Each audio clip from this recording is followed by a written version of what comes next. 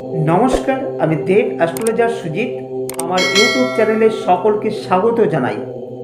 আজ আমি এই পর্বে আলোচনা করব বৃশ্চিক রাশি বা বৃশ্চিক লগ্নের জাতক জাতিকাদের 2024-এর শেষ মাস অর্থাৎ ডিসেম্বর মাস কেমন যাবে সেই নিয়ে আমি পুঙ্খানুপুঙ্খভাবে আলোচনা করব। সেই সাথে এই পর্বে আপনারা জানতে পারবেন আপনাদের শরীর স্বাস্থ্য, অর্থ, প্রেম, বৈবাহিক জীবন, ভাগ্য, কেরিয়ার, শিক্ষা, ব্যবসা প্রভৃতি। সেই সাথে এই ভিডিওতে আলোচনা করব এই মাসের মহা উপায় কী হবে। আমার এই আলোচনা সম্পূর্ণ গ্রহদের গোচরের উপর নির্ভর করে, কারো ব্যক্তিগত জন্মরাশি নিয়ে আলোচনা করা হয়নি। তাই মূল আলোচনায় যাওয়ার আগে আমি বলবো, যারা আমার চ্যানেলটিকে এখনও পর্যন্ত সাবস্ক্রাইব করেননি তাদের অনুরোধ করব আমার চ্যানেলটিকে সাবস্ক্রাইব করুন এবং ভিডিওটি ভালো লাগলে একটি লাইক দেবেন। আর যদি আপনার এবং আপনাদের পরিবারে কারো ভাগ্যের দিক থেকে কোনো রকম সমস্যা আসলে আমার বুকিং নাম্বারে কল করে বুকিং করুন। জ্যোতিষ এবং তান্ত্রিক ক্রিয়ার মাধ্যমে এখানে সমস্যার সমাধান করা হয়। তাই আপনাদের রিকোয়েস্ট করব, সমস্যাকে কখনো পুষে রাখবেন না। যত রাখবেন ততই আপনাদের ক্ষতি বা লস হবে। চলুন তাহলে মূল আলোচনা শুরু করা যাক। এই মাসে গ্রহের পজিশন একবার দেখে নেওয়া যাক। প্রথমে আলোচনা করব এই মাসে শরীর স্বাস্থ্য কেমন থাকবে। প্রথম ভাব থেকে শরীর স্বাস্থ্যকে বিচার করা হয়। আর প্রথম ভাবে বর্তমানে অবস্থান করছে রবি ও বুধ, এবং বুধাদিত্য যুগ সৃষ্টি করেছে। আর প্রথম ভাবের অধিপতি মঙ্গল নবমে অবস্থান করছে নিচস্থ হয়ে। এর ফলে শারীরিক সমস্যা তো থাকবেই। এই মাসে পেটের সমস্যা, অ্যালার্জির সমস্যা, জ্বর, সর্দি কাশি, মাথা ব্যথা, পথ চলতে সাবধানতা অবলম্বন করা, ইলেকট্রিক আগুন, এই সব থেকে খুব সাবধানে থাকবেন। এবারে আলোচনা করব এই মাসে অর্থভাগ্য কেমন থাকবে। অর্থভাগ্য দেখা হয় দ্বিতীয় স্থান থেকে, আর দ্বিতীয় স্থানের অধিপতি গ্রহ বর্তমানে সপ্তম স্থানে রয়েছে, এবং সপ্তম স্থানের অধিপতি গ্রহ দ্বিতীয় স্থানে রয়েছে। এর ফলে দৈত্যগুরু যুগ সৃষ্টি হয়েছে। বৃহস্পতি ও শুক্র একে অপরের শত্রুগৃহে অবস্থান করছে। এই কারণে আর্থিক দিক থেকে এই মাসে খুব সাবধানেতে থাকতে হবে। আর্থিক দিক থেকে কারো কাছে সাহায্য পাবেন না। এর উপরন্তু 15 তারিখে রবি যখন দ্বিতীয় স্থানে প্রবেশ করবে তখন আপনাদের দারিদ্র যুগ সৃষ্টি হবে। আবার ষষ্ঠ স্থানের অধিপতি মঙ্গল, সেও নিচস্থ রয়েছে। এই কারণে আপনার শত্রুতা আরও বাড়বে। দীর্ঘদিন থেকে তো শনির ঢাইয়া চলছে, অর্থ খরচ হচ্ছে জলের মতন, কিন্তু কোনো দিক থেকে বিন্দুমাত্র অর্থ চোখে দেখতে পাচ্ছেন না। সেই সময় শনি বক্রি অবস্থায় ছিল, সবাই আপনাকে ভুল বুঝছিল। তবে সার্বিকভাবে বলা যায় ডিসেম্বর মাস আর্থিক দিক থেকে খুব সাবধানে থাকতে হবে। কোনো কিছুতে ইনভেস্ট করতে যাবেন না। তবে শনি বর্তমানে মার্গী হওয়ার ফলে তেমন কোনো কষ্ট আসবে না হয়তো, কিন্তু অনলাইন ফ্রড হওয়ার ভীষণ চান্স রয়েছে। এবারে আলোচ্য বিষয় হলো এই মাসে পরিবার ভাগ্য কেমন থাকবে। দেখুন, পরিবার দেখে থাকি চতুর্থ ঘর থেকে, আর চতুর্থ ঘরের অধিপতি শনি, সে নিজের ঘরেই রয়েছে এবং ডাইরেক্ট পজিশনে। শনিদেব এখান থেকেই আপনাদের শনির ঢাইয়ার ফল দিয়ে যাচ্ছে। ঢাইয়ার চলাকালীন রোগ, ঋণ, শত্রু, অশান্তি, ঝামেলা, এইসব ঘটনা চলতেই থাকবে।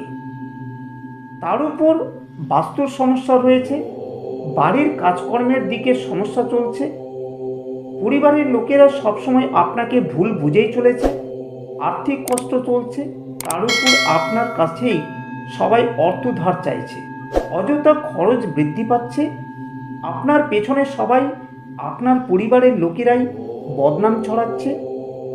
যাকে আপনি বিশ্বাস করছেন সেই আপনার ক্ষতি করছে।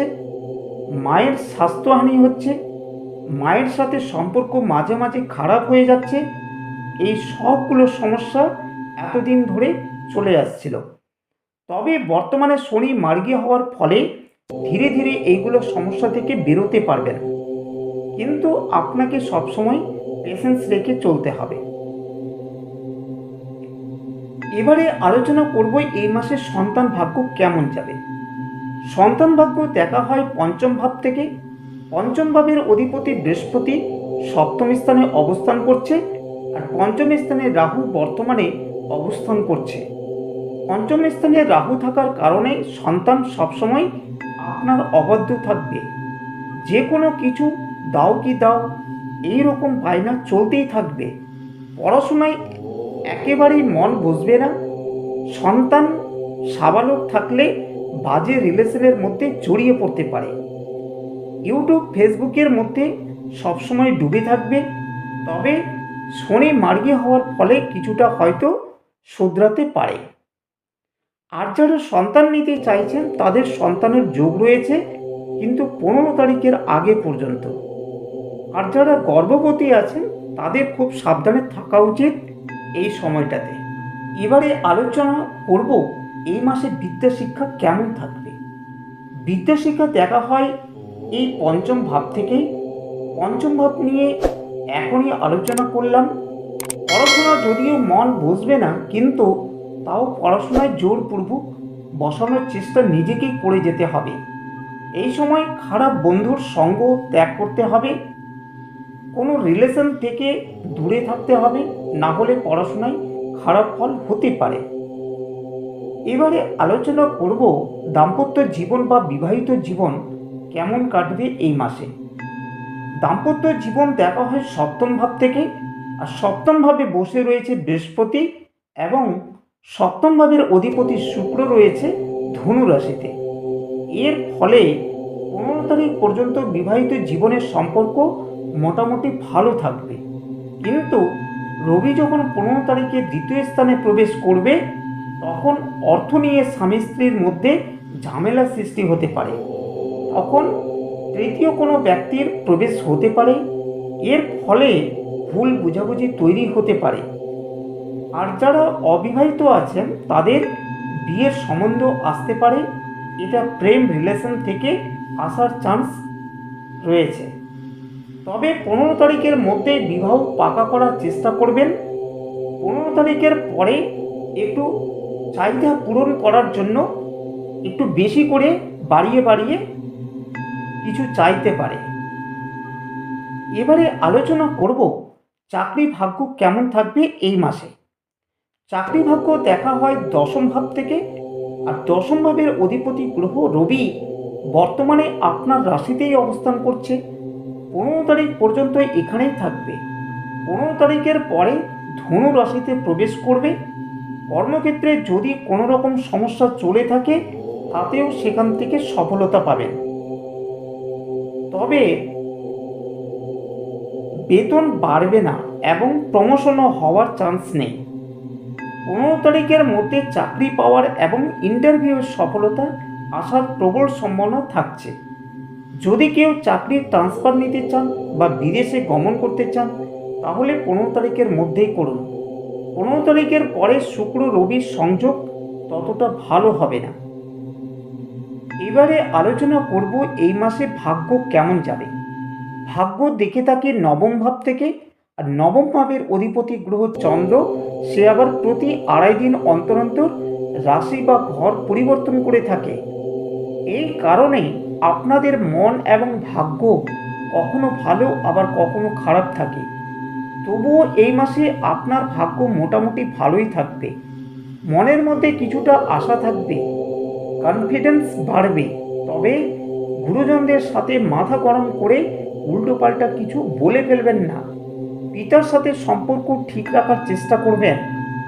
আর মাথা গরম হওয়ার কারণ হলো আপনার রাশি বা লগ্নের অধিপতি বর্তমানে নিচস্থ রয়েছে। তাই বলবো মাথা ঠান্ডা রেখে সব কাজ করবেন। এবারে আলোচনা করব আপনাদের ব্যবসা কেমন যাবে এই মাসে। ব্যবসা ক্ষেত্র দেখা হয় সপ্তম ভাব থেকে। সপ্তম ভাব নিয়ে তো আগেই আলোচনা করেছি। তবে ব্যবসায় এই মাসে ভালো থাকার কথা আমি মনে করি। ব্যবসায় লাভ আসবে, গ্রোথ দেখতে পাবেন। ধীরে ধীরে ব্যবসায় কাস্টমার বাড়তে দেখতে পাওয়া যাবে। লোন নিতে চাইলে লোন নিতে পারেন। ওভারঅল বলতে গেলে ব্যবসা আপনাদের ভালোই হবে। মূল আলোচনাটি এখানে সমাপ্ত করলাম। এবার এই মাসে মহামন্ত্র কি পালন করবেন সেই নিয়ে আলোচনা করব। তবে তার আগে আপনাদের অনুরোধ করব, আমার চ্যানেলটিকে যদি এখনও পর্যন্ত সাবস্ক্রাইব না করে থাকেন তাহলে এখনই সাবস্ক্রাইব করুন এবং বেল আইকনটিকে প্রেস করে ভিডিওটিতে লাইক করবেন। এই মাসে আপনারা প্রতিদিন সকাল ও সন্ধ্যা হনুমান চালিসা পাঠ করবেন, কারণ একেতে ঢাইয়া চলছে এবং দারিদ্রতার প্রকোপ বাড়ছে। সেই কারণে পূজা পাঠ করবেন, এতে উন্নতির মাত্রা বাড়বে। এর পাশাপাশি এই মাসে আপনারা সবুজ ও কমলা রঙের পোশাক পরিধান করবেন যে কোনো শুভ কাজে যাওয়ার সময়। আমার মূল আলোচনায় এখানেই সমাপ্ত হলো। ততক্ষণে আপনারা ভালো থাকুন, সুস্থ থাকুন। ধন্যবাদ।